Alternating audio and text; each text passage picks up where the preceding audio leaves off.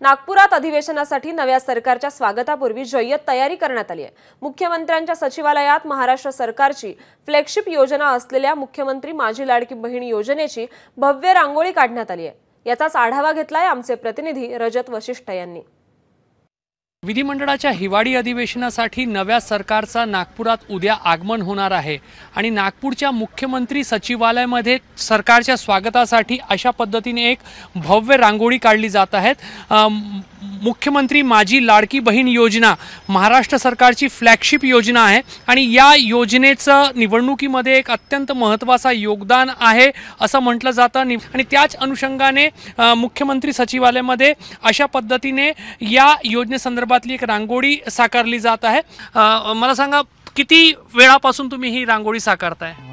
2 दिवस झाले, हा तिसरा दिवस आहे आणि उद्याचा दिवस जाईल आमचा।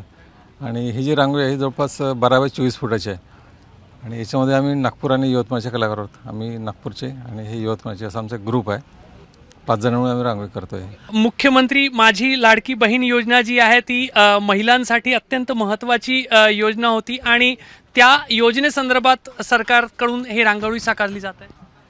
हो, यावेळेसची थीमच आम्ही ती ठेवली आहे मुद्दाम, कारण लाडकी बहीण यावेळेस खूप महत्त्वाची होती आणि त्यातच आम्ही हे चित्र साकारतोय। तर एक सुंदर रांगोळी मुख्यमंत्री सचिवालयामध्ये आता अधिवेशनाच्या कामानिमित्त जे येतील त्यांना या ठिकाणी पाहायला मिळेल आणि महाराष्ट्र सरकारची फ्लॅगशिप योजनेचा उल्लेख त्याच्यामध्ये आहे आणि मुख्यमंत्री आणि दोन्ही उपमुख्यमंत्री यांचे अगदी हुबेहूब चेहरे या रांगोळीमध्ये, भव्य दिव्य रांगोळीमध्ये पाहायला मिळतील। कॅमेरामॅन अतुल हिरडेसह रजत वशिष्ठ, एबीपी माझा, नागपूर। एबीपी माझा, उघडा डोळे बघा नीट।